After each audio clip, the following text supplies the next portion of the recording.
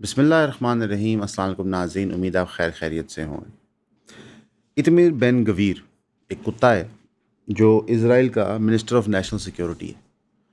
اس نے کہا کہ ہر ایک اسرائیلی ماں کے آنسو کے عوض، یعنی کہ جب اسرائیل کا کوئی بندہ مرتا ہے، جہنم جاتا ہے، تو ہر ایک ماں جو روتی ہے اس کے عوض میں 1000 لیبنیز ماؤں کو رلاؤں گا۔ یعنی کہ ہم اسرائیل اتنی بمباری کریں گے لبنان کے اندر کہ ایک میس اسکیل کا جینوسائیڈ ہے۔ غزہ کے اندر، ویسٹ بینک کے اندر جینوسائیڈ کرنے کے بعد، چھوٹی بچیوں کو ایران میں شہید کرنے کے بعد، اسرائیل نے واضح طور پہ بتا دیا کہ لبنان میں ان کی پالیسی کیا ہو۔ کل کے دن 150 مختلف جگہوں پہ حملے کرنے کے بعد بنجامن نیتن یاہو نے اناؤنس کیا کہ ہم نے 150 حزب اللہ کے ٹارگٹس کو ہٹ کیا اور بہت سارے دہشت گردوں کو مار دیا۔ یہ وہی کہانی ہے جو ہم کئی سالوں سے سن رہے ہیں۔ حزب اللہ کے بننے سے بھی پہلے لبنان پہ اسرائیل حملے کر رہا تھا۔ لگ بھگ 40 سال سے زائد ہو چکے ہیں کہ اسرائیل لبنان پہ حملے کر رہا ہے۔ حزب اللہ، حماس، یہ سب بہانے ہیں، ہیلے ہیں۔ حقیقت یہ ہے کہ اسرائیل کا جو عزم ہے کہ انہوں نے مسلمانوں کو اپنے علاقے سے ختم کرنا ہے، ان کی نسلیں تباہ کرنی ہیں، اور جو کچھ ان کا ہے ہڑپ لینا ہے، کیونکہ زائنزم کے تحت یہ علاقہ ان کا ہے۔ یہ منصوبہ اوریجنل زائنسٹ نے دیکھا، لوگوں نے ایگزیکیوٹ کیا۔ جو آج کے نازی جوز ایسٹرن یورپ سے آئے تھے، جو آج ٹاپ کلاس سٹیزنز ہیں اسرائیل کے اندر، انفیکٹ اگر آپ ان کی کابینہ اٹھائیں تو ساروں کے ایسٹرن یورپین نکس نکلتے ہیں، Poland, Ukraine, Russia, so on and so forth. جو ان کی سوسائٹی کا ایک سسٹم بن گیا ہے جہاں پہ at the top of the barrel are the آج کے نازی جوز، وہ یہ چاہتے ہیں کہ اب وہ نسل کشی کریں لبنان کے لوگوں کی۔ ایک ریالٹی ہے جو امریکہ، اسرائیل کو سمجھ آج نہیں چاہیے کہ مسلمانوں کے لیے death is only the beginning. یہ موت کا ڈر جو آپ مسلمانوں کو دیتے ہیں، یہ ان کو ہوتا نہیں ہے۔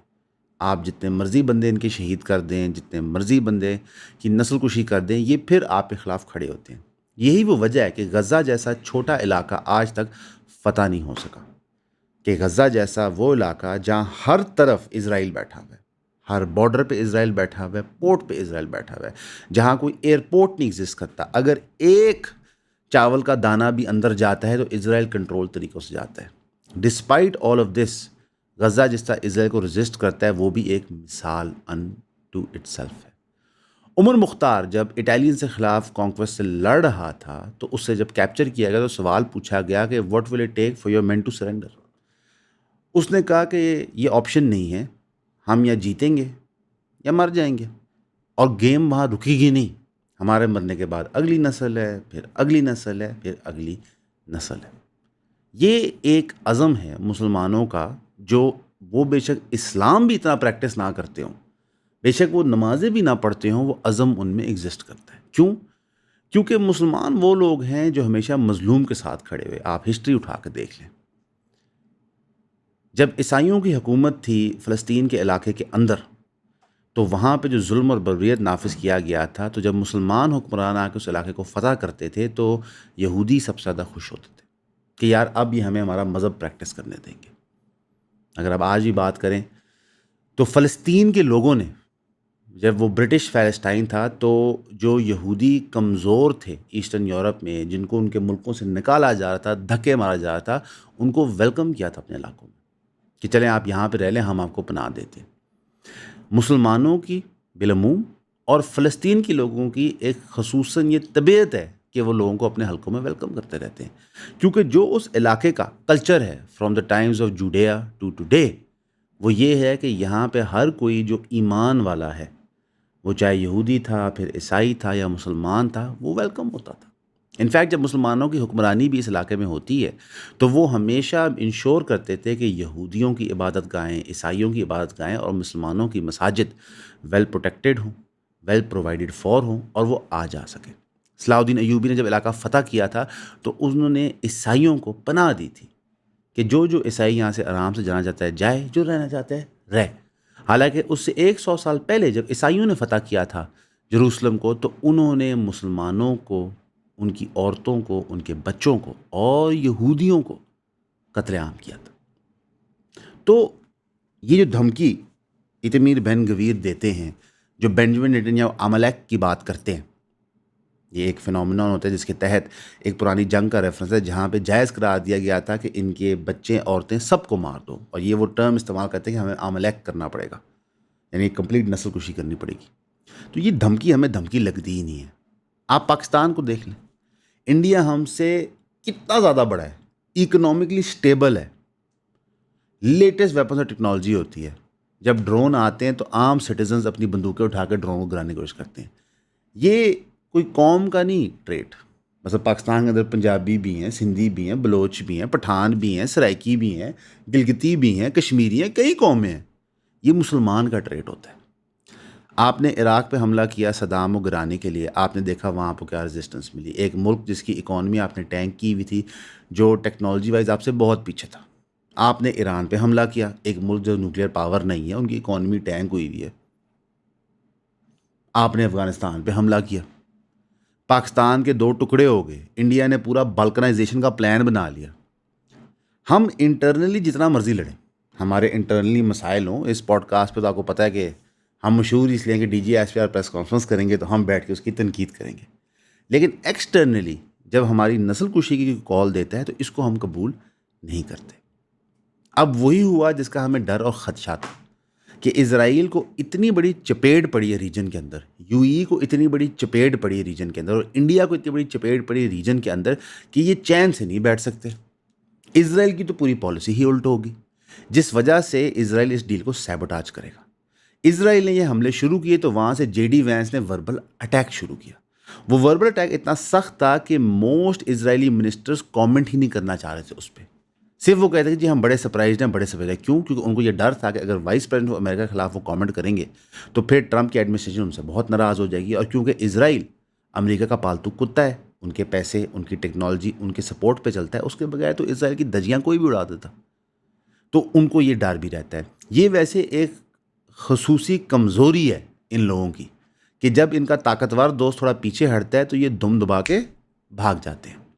آپ ایک انٹرسٹنگ چیز نوٹ کیجئے گا، گراؤنڈ انویژن، پرولونگڈ اٹیکس یہ کبھی ان ملکوں کے خلاف نہیں کرتے اسرائیل جو تگڑے ہوتے ہیں، جو جواب دے سکتے ہیں، جن کی ایئر فورس ہوتی ہے.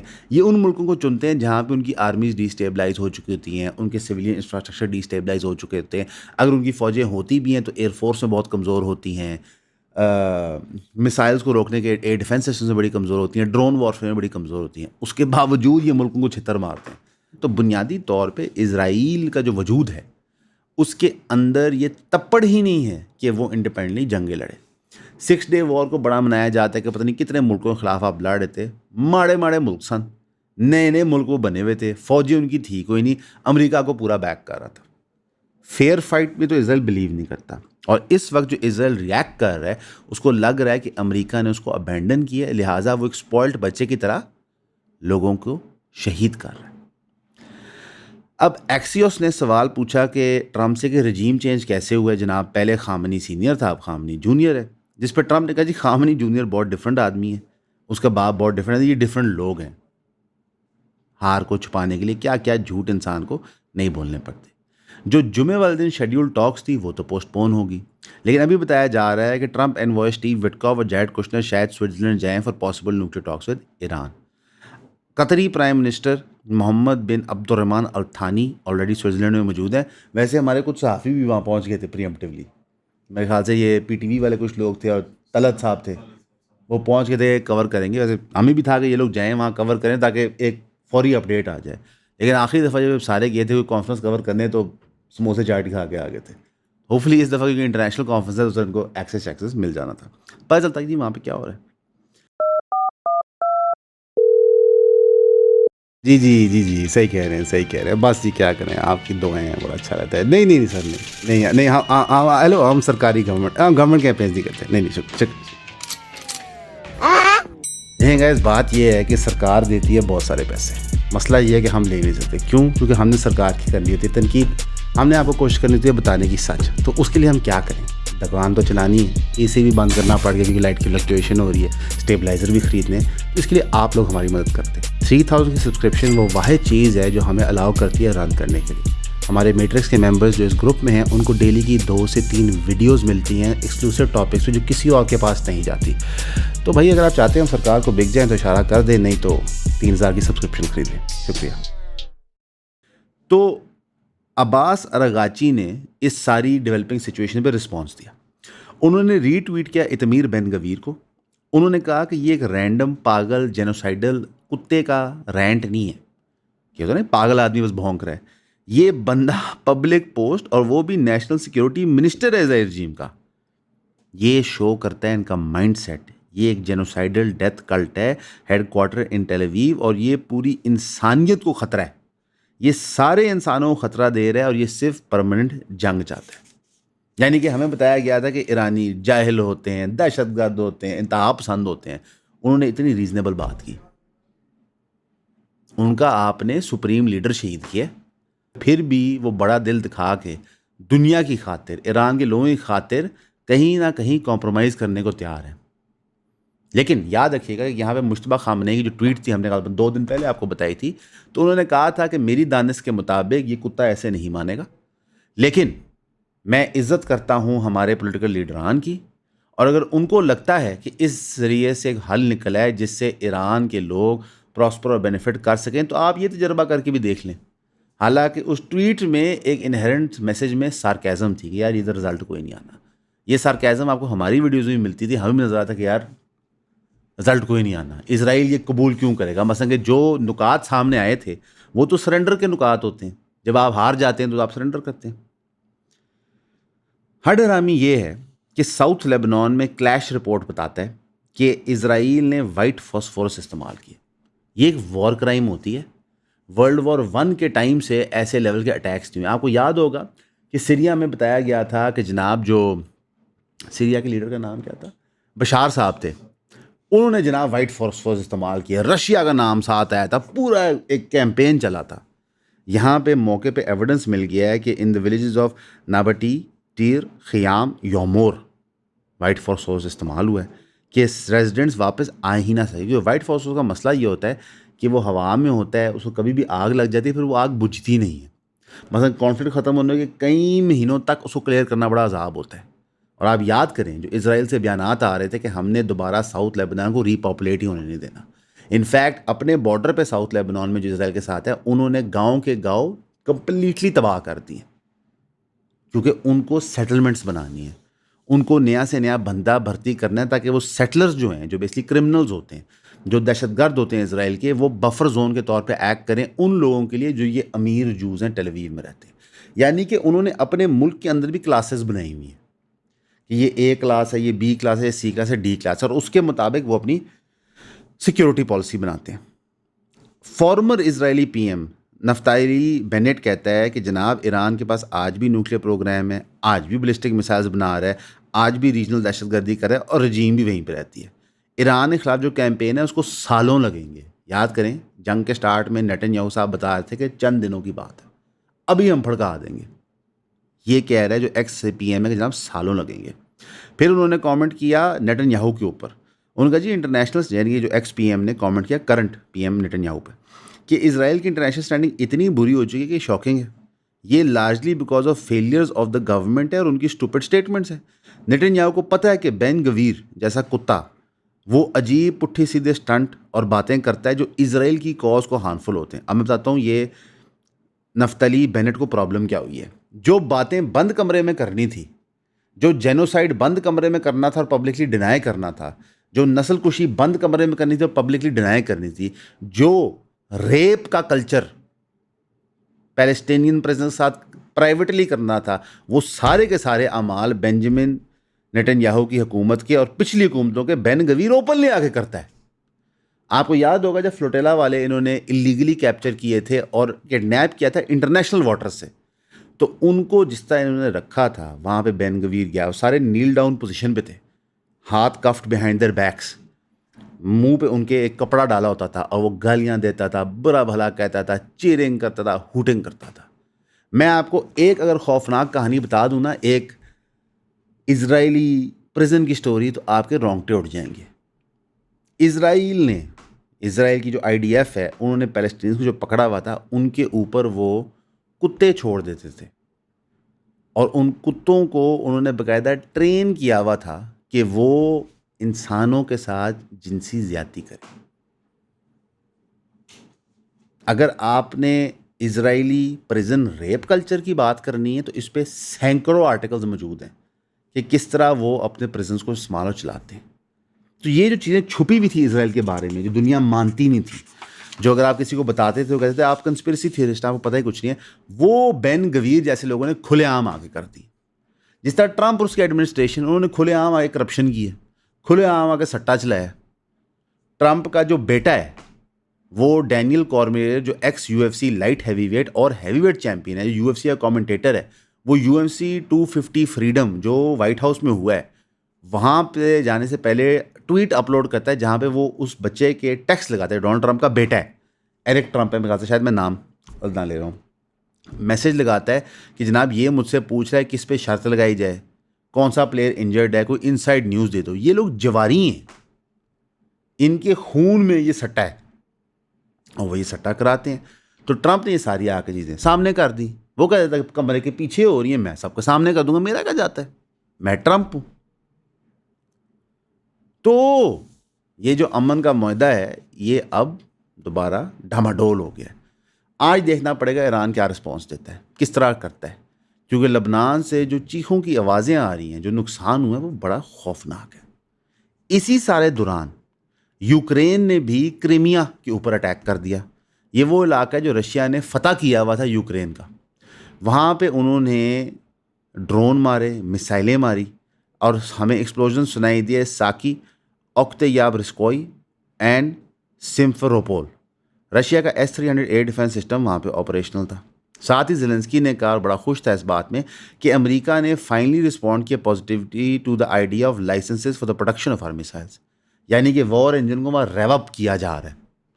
حالانکہ یوکرین نتھنگ ملک ہے, نتھنگ ملک, انتہائی کرپٹ گورنمنٹ تھی, الٹرا رائٹ ونگ فیشسٹ تھے, نیو نازی موجود تھے. وہاں پہ جو چیزیں جمہوریت کو دفنانے کے لیے ہوئی ہیں وہ پاکستان میں بھی نہیں ہوئی. آپ ذرا پڑھیں کبھی, تو اس کو امریکہ یورپ بیک کر رہا ہے, اسرائیل بیک کر رہا ہے. انفیکٹ یوکرین اور اسرائیل کا جو آپس میں ریلیشن شپ ہے کرنٹ پریزیڈنسیز میں, زیلنسکی اور بینجامن نیتنیاہو کے, وہ بہت کلوزنس کا ہے. انفیکٹ جو میجر ڈرون ٹیکنالوجی ان کے پاس ہے بھی وہ اسرائیل دیتا ہے. تو نہ تو صرف اسرائیل اس علاقے میں جنگ کر رہا ہے, وہ اس علاقے کو بھی پکھائی جا رہا ہے, پکھائی جا رہا ہے, پکھائی جا رہا ہے.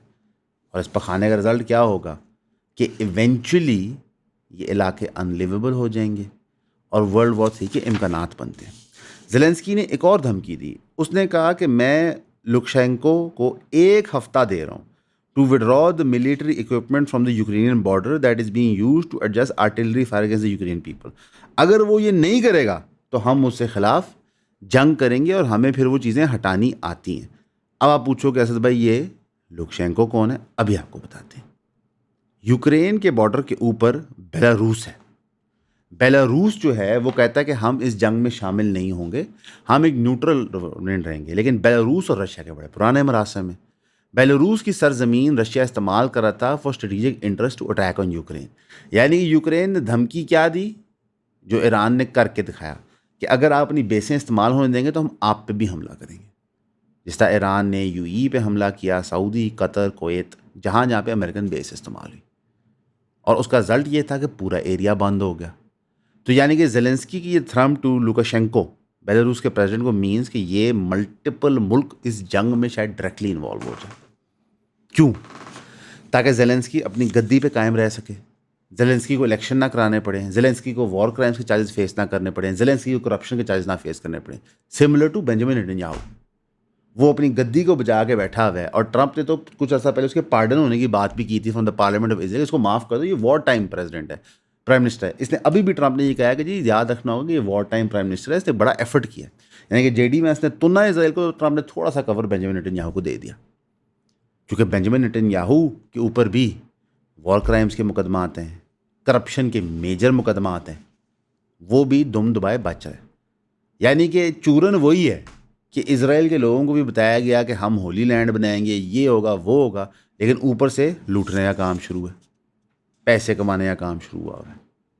تو بہت ہی ایک افسوسناک اور ڈیفیکلٹ سچویشن دنیا کی بن گئی ہے. پھر سے دوبارہ سے ہم ریزرز ایج پہ کھڑے ہیں for world war 3.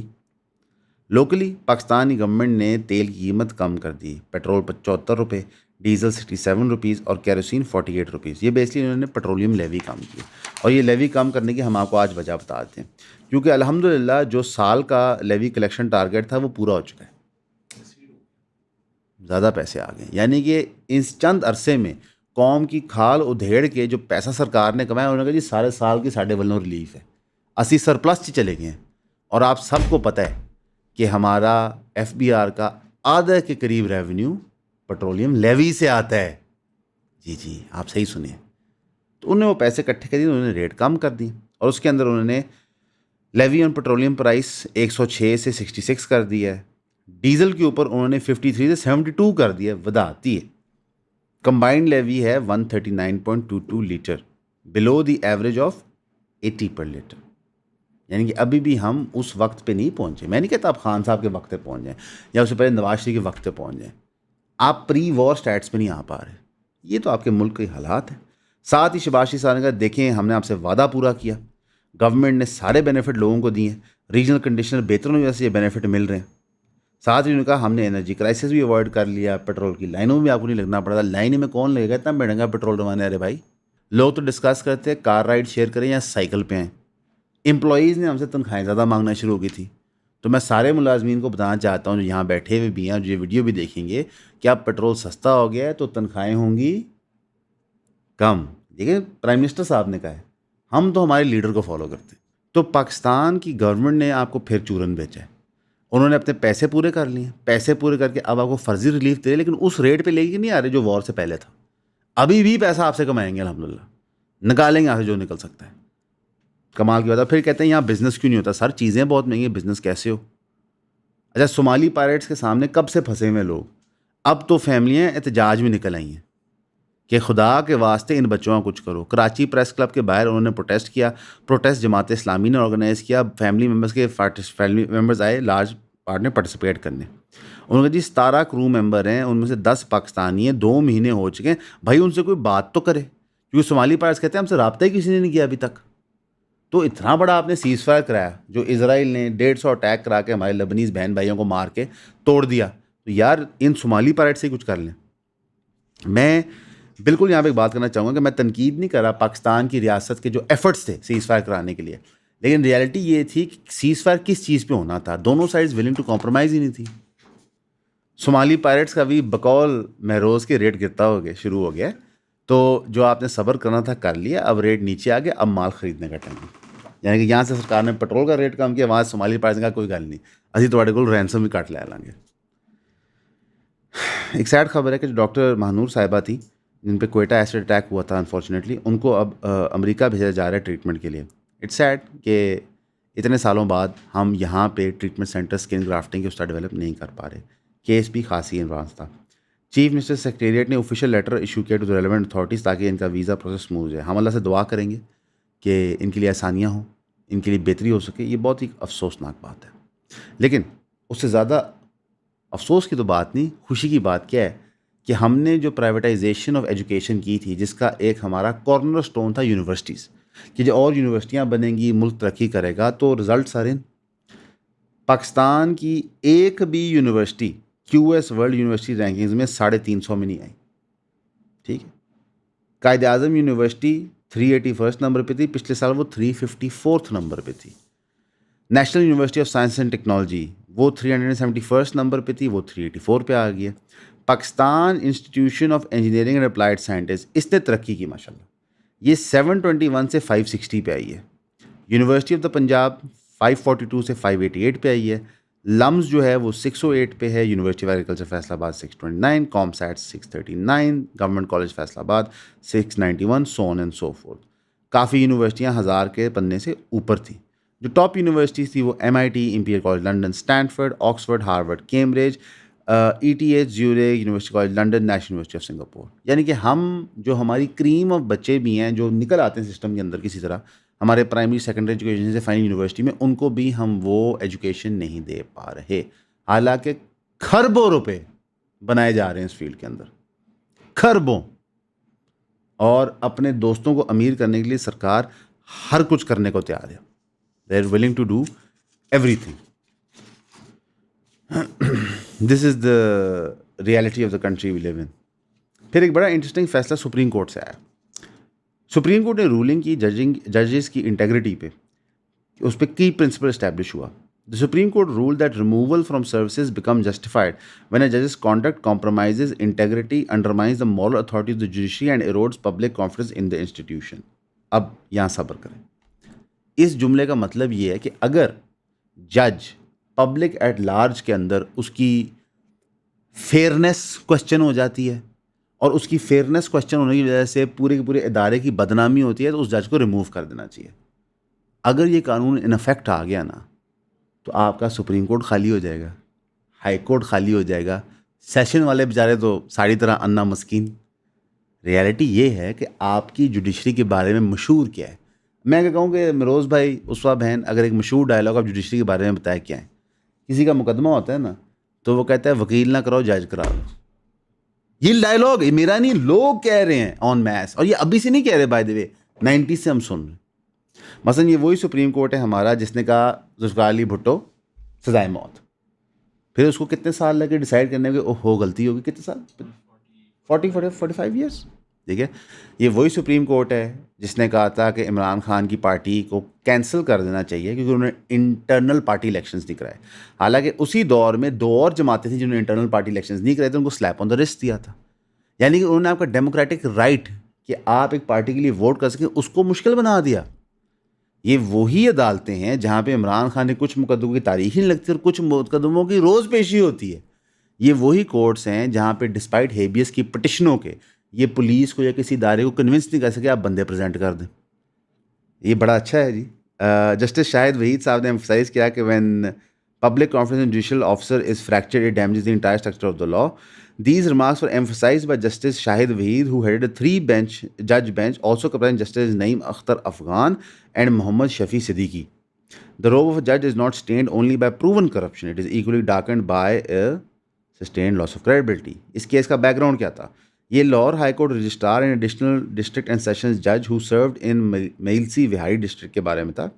Punjab subordinate judiciary service tribunal نے ماڈیفائی کی تھی office penalty from removal to compulsory retirement citing insufficient evidence of corruption but upholding the charge of a tarnished reputation. Appeal کی گئی تھی to seek complete re انسٹیٹمنٹ and expungement of adverse remarks. Lahore high court registrar sought a harsher punishment چاہے the tribunal decision. Court کی reasoning تھی proportionality of punishment. The penalty must be proportional to the mischief and in the case the mischief was the loss of public confidence. The officer, by compromising impartiality, strangled his judicial career and continuation in office became incompatible with institutional interest. Compulsory retirement ہو نہیں سکتی on a judge of poor reputation, as allowing retirement with benefits suggests reputation is negotiable. یعنی کہ he must be fired. Removal he justify ہوتا ہے. Of camera مجھے مہروز نے کہا کہ ایک جج نے یہاں پہ سوال پوچھا تھا کہ کیا اس میں چیف جسٹس بھی شامل ہوتے ہیں. ایسے ہی ہے بھائی. اچھا سوری، میں اپنے لفظ واپس دیتا ہوں. مہروز ہمارا ریسرچر جس نے کل شام کا کلپ کیا تھا وہ یہ کہہ رہا ہے کہ کیا اس میں چیف جسٹس صاحب بھی شامل ہوتے ہیں. اس میں سارے ججز شامل ہوتے ہیں. انفیکٹ چونکہ رجسٹرار کا کیس تھا جتنے بھی کورٹ کے بیررز ہیں وہ بھی شامل ہوتے ہیں. میں تو کہتا ہوں اس میں وکیلوں کو بھی شامل کرو کہ اگر ایک وکیل پبلک کے لیے آ کے یہ سوال کرے کہ 15 کروڑ لیے تھے تو بتائیں دیا کیا تھا، آؤٹ. ہمارے وکلاء نے اتنی توہین کی ہے اپنی کالی وردی کی اور اس پروفیشن کی جو بانی قوم قائد اعظم کا تھا کہ انتہا ہوگی. ہمارا پورا جوڈیشل سسٹم ایک جوک بن چکا ہے. تو میں خیال ہے سب کو گھر چلے جانا چاہیے. اور بھی کئی چیزیں ہیں کہ کے پی کا فائنلی بجٹ اپروو ہو گیا. انہوں نے پریزنٹ کر دیا 2.17 ٹریلین کا، پر انہوں نے فیڈرل گرانٹس لنک کی عمران خان کی ملاقات سے.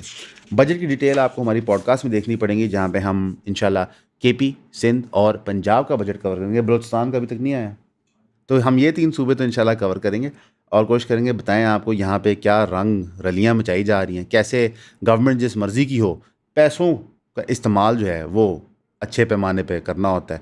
اب کیونکہ اس وقت کیمرے کے پیچھے کھڑی ہوگی اس کا مطلب ہے کہ بس ہوں بہت کرو میرے کو کم ہے. ہمیشہ کی طرح آپ کا سننے کا شکریہ.